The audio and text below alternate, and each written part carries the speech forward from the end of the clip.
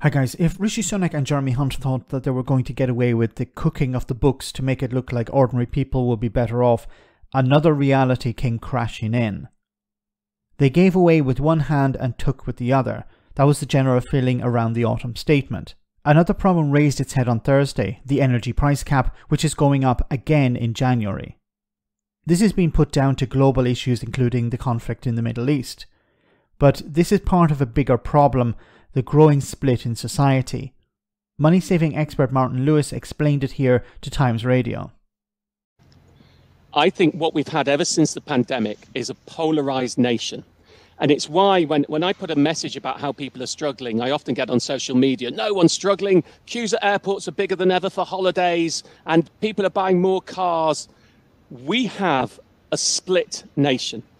And it started in the pandemic when you had one group of people tending to be low incomes or on benefits who were really struggling. And many of those on low incomes were the ones who were actually going out to work and taking the risk and going into different places. And then you had another group of people who weren't spending any money and were still on full salaries, working from home with no costs, or they were on furlough. Yeah. And what we had is that divide grew. And many people got a lot poorer, including the excluded. And at the same time, £170 billion of extra savings were built up. Now, we still have that divide between those who have the savings and those who don't. Those who have the savings, yes, the cost of living crisis means they may have been spending their savings. And hey, I'm one of the very affluent. I put myself in that category. But we've also got a lot of very poor people. And inflation tends to be regressive. The less income you have, the more of your disposable income you have to spend on things where prices are going up. So I think, yes, we all have to get used to being poorer. But when we actually look at it, what we've got is a much more split society, which is why the thing that wasn't mentioned in the Chancellor's statement that we'll all be talking about tomorrow, well, I certainly will, it's on my whole day's booked out to do it already, is tomorrow morning they're going to announce a 5% rise in the energy price cap from January. Energy prices going up 5% in January. In fact, not to take too much time, but A, that's not factored into the current inflation figures, and B, when we talked about inflation coming down in October because of energy prices dropping, that was fallacious. Yes. Because this time last year, everyone was getting £66, £67 taken off their bills by the government energy support. But because that is seen as an income transfer from government, it does not count in the inflation figures.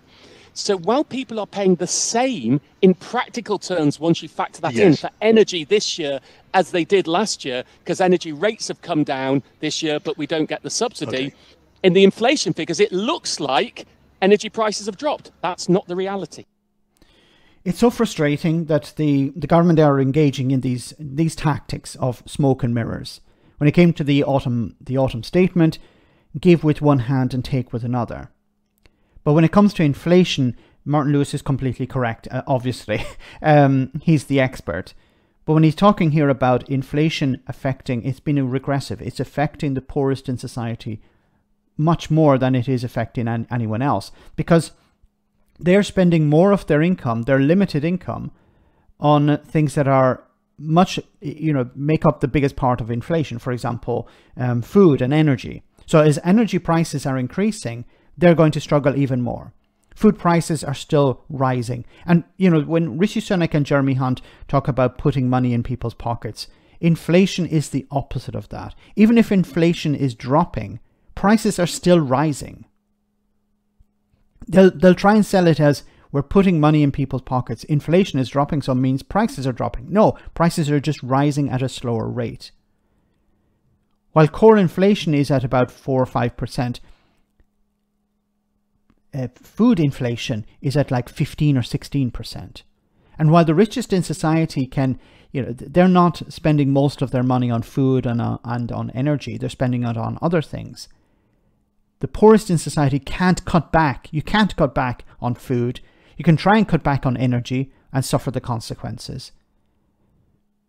But the dishonesty of government, instead of actually coming out and saying, look, these are the problems we're facing, these are the costs that people are going to have to bear, we're going to support or we're not going to support, be honest. But instead, because an election is on the horizon, probably next May, Rishi Sunak and Jeremy Hunt are pretending to be caring, pretending to help people, when in reality they're just giving up. There's nothing we can do. We're not going to help poor people, especially. We're going to give out tax cuts maybe to the rich. We're going to help out our donors. We're going to push through legislation that will help the richest in society, and allow, for example, multimillionaires to continue to donate to the Conservative Party without actually having any transparency there. But that's a side issue. It was heartbreaking during the live stream on Tuesday to read comment after comment of people who are on universal credit, who are or on benefits, who are now being told that they need to go and work even if they're not able to work. So you have this nasty party. The nasty party didn't come back. It never went away.